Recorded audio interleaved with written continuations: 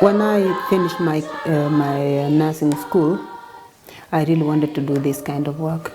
I didn't know how to start first, but then when I worked in Nyeri, a place called Kiganjo, there used to be small children coming around asking for jobs. And then I took 5 of them. She started with her home basically in the 70s when she started taking in the first children in her own family of about 7 children. And the home was registered, it must have been in the mid-80s or the beginning of the 80s when she registered the home officially. When I came in 1993, she had about between 60 and 70 children in her home, which was then basically a combination of a family house and some other small buildings around it. And since then, I've never gone back. I kept on going ahead. I started with 5, and now it's 107. Hello? You sorry? Good morning, children. Good morning, mommy. Now again. Good. Listen to me. Listen to me. All of you. I am Mr. Head. Mr. Head. Fighting for you. Listen to me. All of you. I am Mr. Head. Mr. Head. Fighting for you.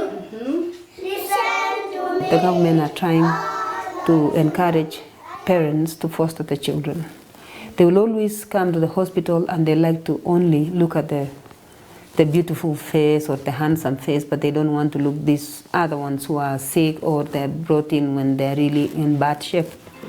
So I decided, okay, whoever is left will be mine. So I've been taking those ones and I can put a lot of effort in trying to really bring them up, you know, make sure that I take them to hospital every now and then. I give them what they need. And within 2 months, 3 months, they are back to normal. Yeah. First of all, I have to share with them the bed for at least 2 weeks to learn them and see how I can tell a helper to take care of this child. It is important because I have to know myself the behavior of a child. I have to know the problems. And because being a nurse, then I know how to deal with that. And then it becomes easier for the person who is going to help me at night. Because I cannot continue. Because when the new children come, I have to be with them in my bed until when I know, you know, when to feed, what's their problems at night. Then I can explain to the helper. And then they continue, and the child, you know, grows up nice. I'm their mother. I'm the mother.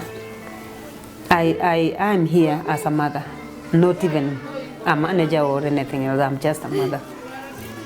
I'm just a mother, and I'm happy with that. You know, when they're young, it's almost hospital every other day, yeah, until they have settled and we have gotten rid of the problems that they were having. This is Jasmine. Yeah. She's the one who... Let me show you what... yeah. This is where she got burned in the dustbin. If the 3 children didn't see her kicking, she would have really died. Yeah. Nini mama sasa? Even if the children are small, actually they have that feeling of hate. They are withdrawn as well. Yeah, it happens a lot with the kids. Like, they always come here with a really bad start to their life. But then that's the best thing I think my mom does, is always give kids who don't have a chance in life a chance in life. Like, even the older kids, if they don't have a chance in the streets, she always gives them a chance. She's something really amazing. This one is Liz Elizabeth. We called her Baby Liz ever since she came out of the green paper bag. Baby Liz, umesikia njaa mama? Baby Liz is also a really big survivor because her mom had just given up on her the day of birth, put in a black plastic bag and threw her into a pit latrine. And like, she just like, her story is really amazing because she survived it. Like, people heard her in the toilet and fished her out and took her to hospital. But now she's a nice home. Yeah. Aimbia ye mami sasa. Yes, utaimba saa ama utakuja? Oh, my favorite is Kofi Nan. Kofi is really cute. Like Kofi, we found Kofi in the hospital, and he was in a really bad state. Like, he was nearly dying, and everybody had just given up on him because he was so small. First of all, it was like 2 months, but he was so tiny, and he just had no life. He had disease after disease. He had pneumonia. He had this, and people at the Sally test had just given up. But then we went to the hospital with Lillian and Mom, and I saw this kid, and we just had to give him life. He's such a happy kid now. He's so healthy, which is one big thing to be grateful for. It's special because we're all one big family. In other children's homes, they have like villages and they have parents who come in and they go home and they have their own life. But we just live under one roof and we just one big family, really. So it is really special. You can't find anything like this. Well, Phyllis always had the idea that she wanted the children to get quality education. And I remember when I arrived here that the children were going to a government school, which was then not very much more than a mud hut building with a mabati roof. And I remember that if the rain started pouring, education had to stop because you just couldn't understand or hear the teachers anymore. And she had always had that vision of trying to improve the education for her children.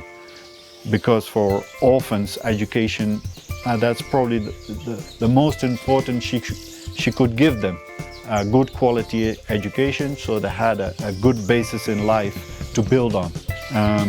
When the bulldozers moved in and we cleared the first land for the construction that started approximately in October 1996, and the school then opened it. I think that must have been a very important moment in her life, that she managed to build a school for her children where they would be given real good quality education.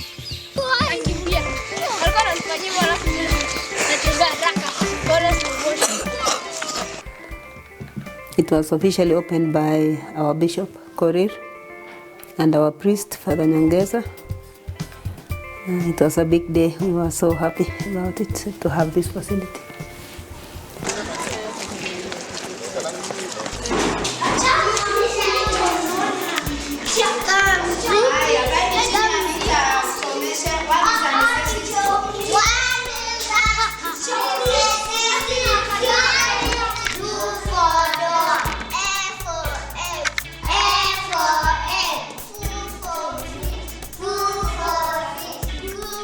Because of the school fees that is being paid by the other students besides ours.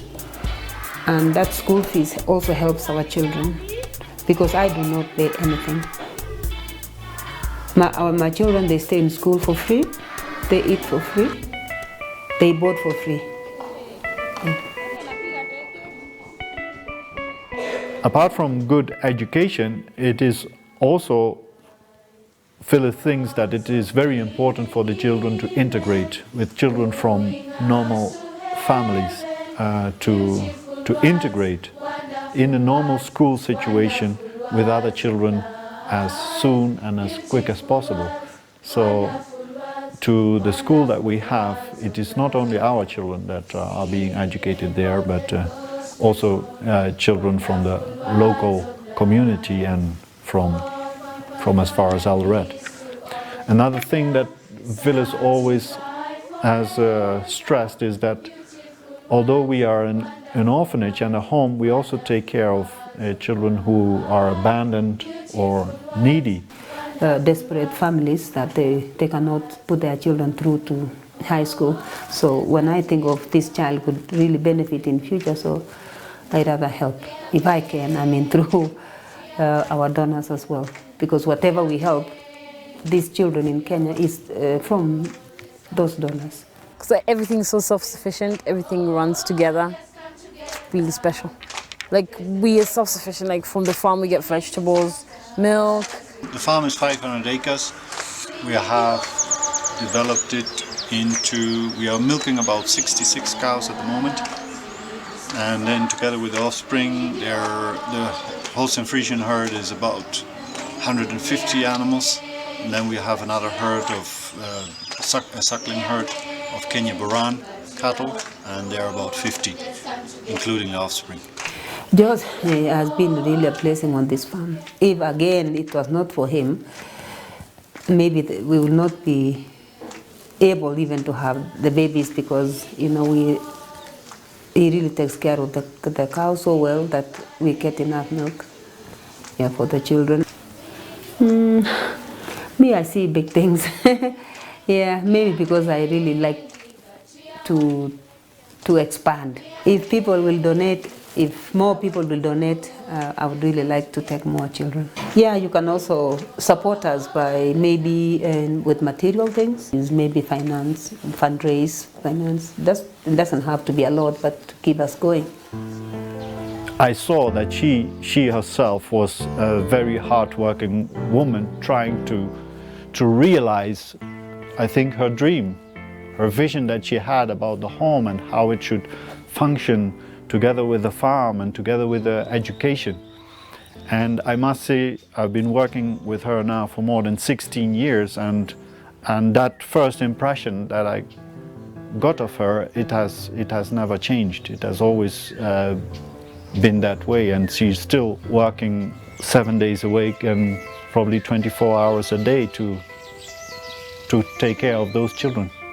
Mainly is the love of the children and those I've had before, It makes me feel, to continue and continue, and don't even feel that I'm getting older. I just keep going and going. Yeah. I don't think so. Maybe when I stop myself, when my heart stops, then I can stop. Maybe other people will continue. Yeah. So long as I'm still able to take care of them, I'll continue, and hoping that God, will still give me strength to keep on.